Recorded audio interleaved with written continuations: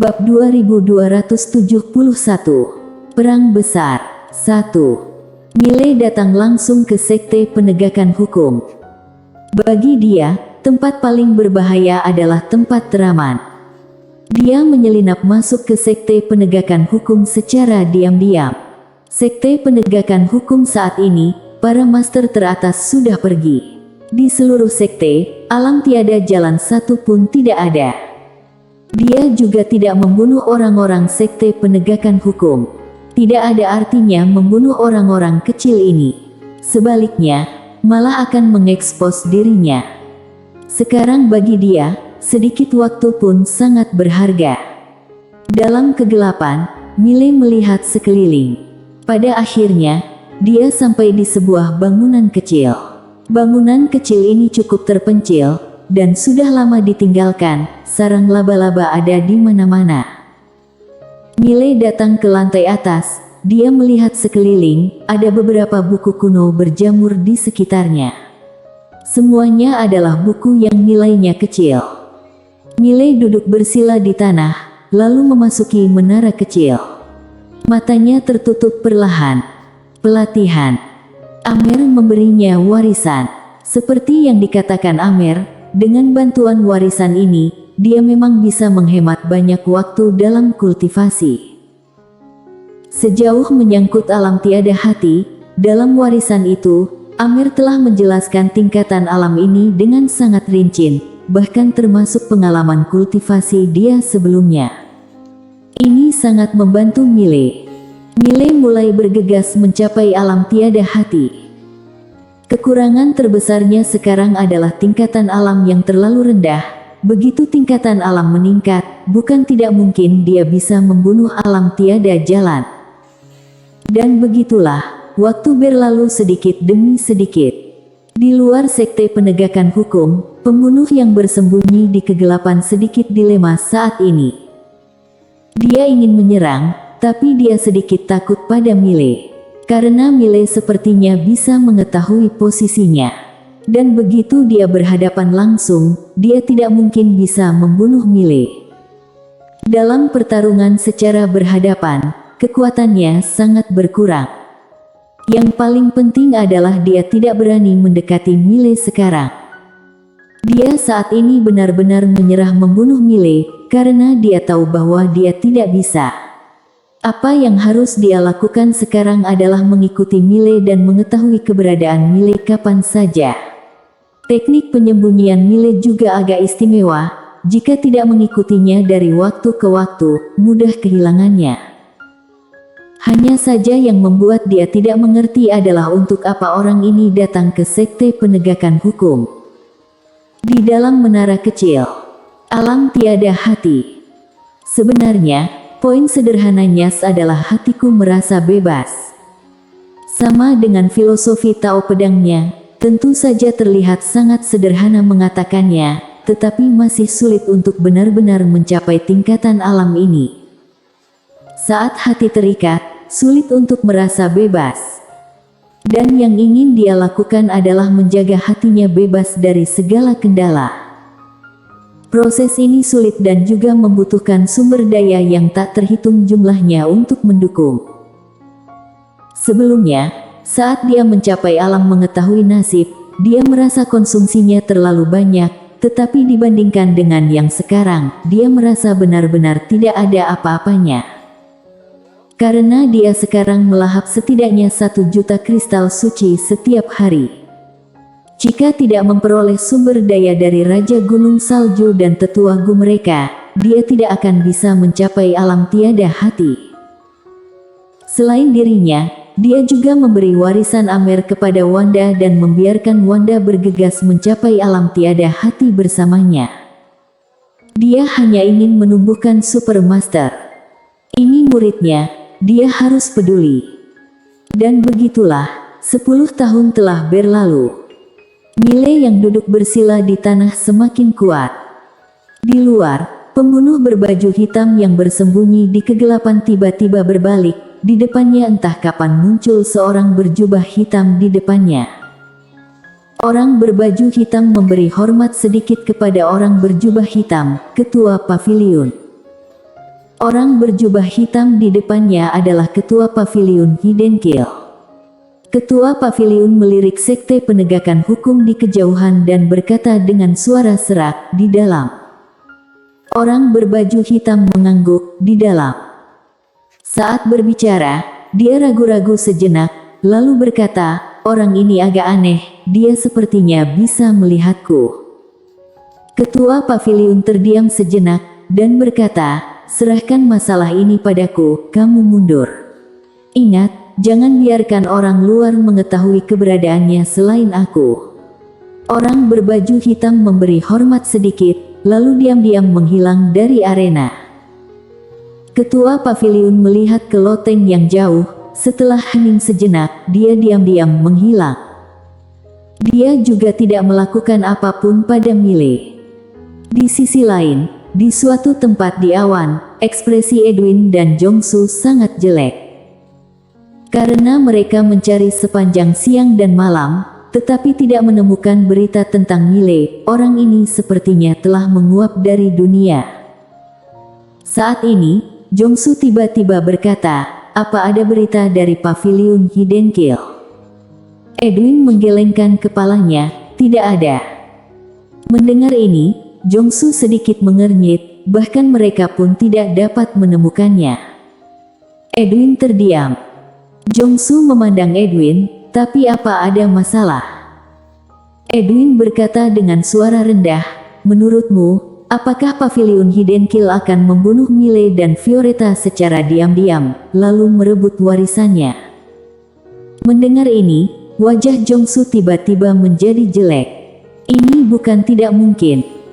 Pada saat ini, Edwin berkata, "Apapun yang terjadi, kita tidak dapat menggantungkan harapan kita pada Paviliun Hidden Kill. Kita harus mencari cara lain untuk menemukan Miley ini." Jongsu memandang Edwin, "Apa kamu punya ide?" Setelah hening sejenak, Edwin berkata, "Menurutmu sekarang Miley bakalan bersembunyi di mana?"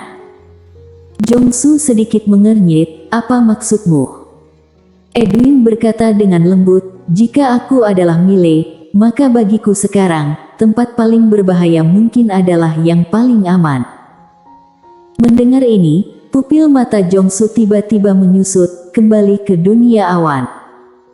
Edwin menghentikan Jongsu, "Pergi ke Sekte Penegakan Hukum aku."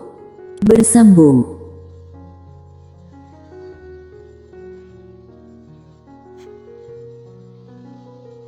Bab 2272.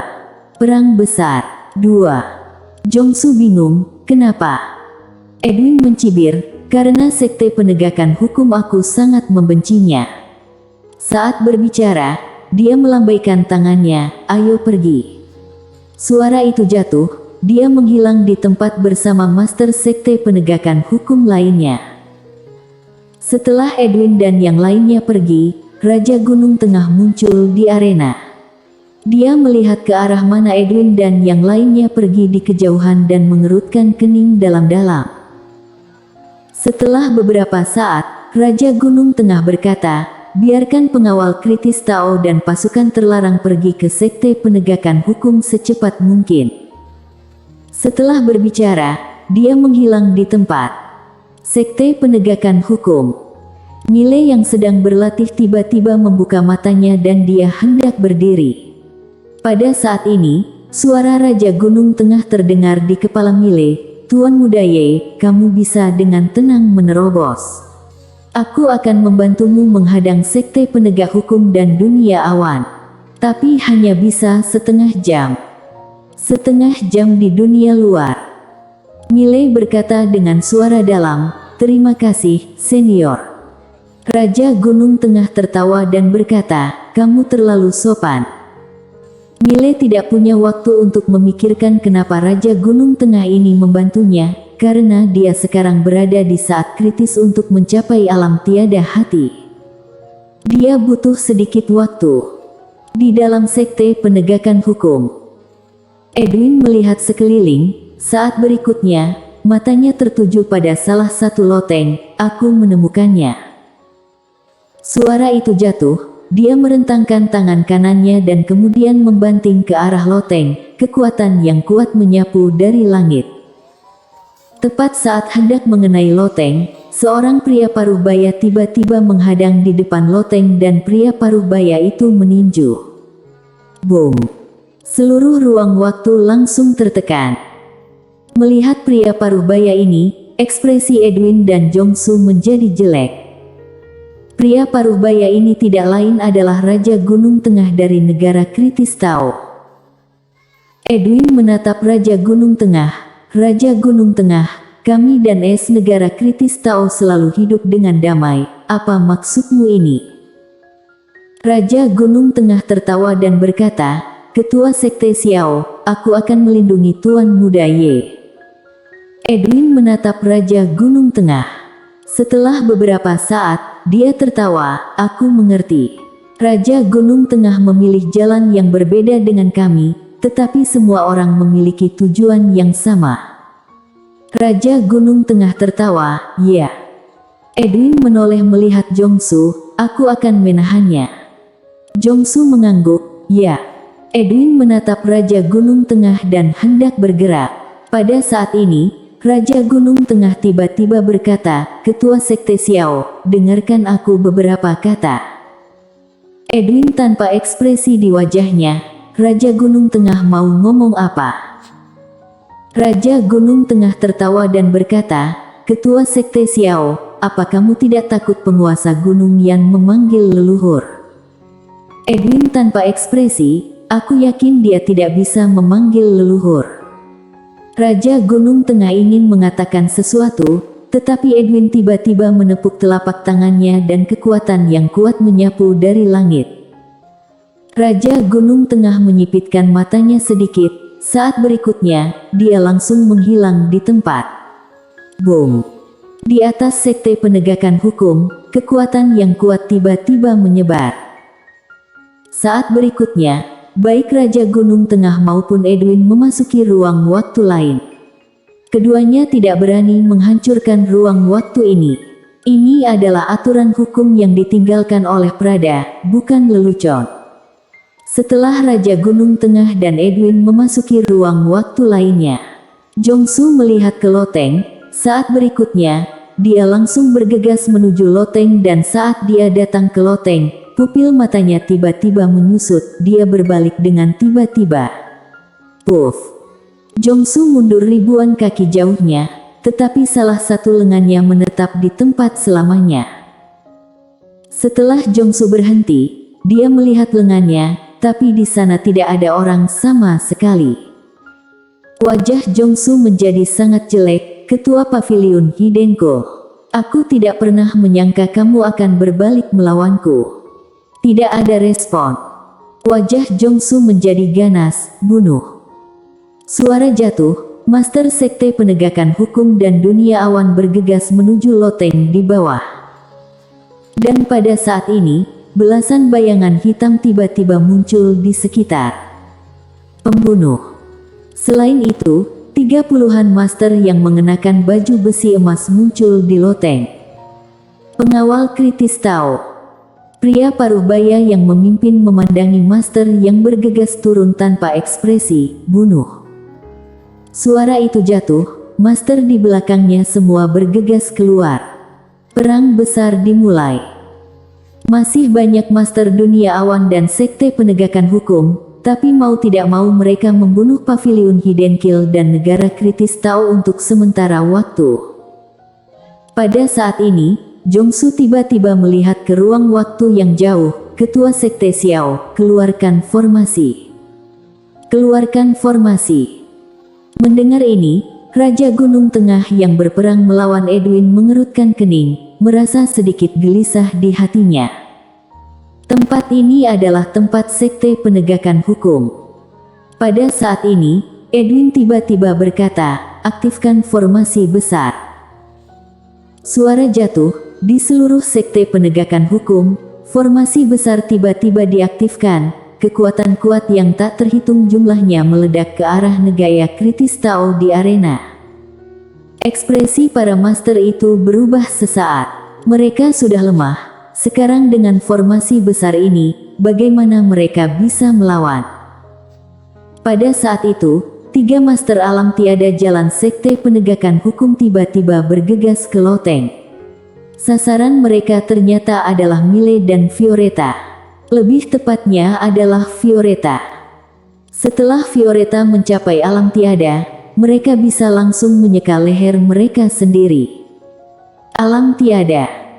Itu jelas bukan sesuatu yang bisa ditandingi oleh master alam tiada jalan.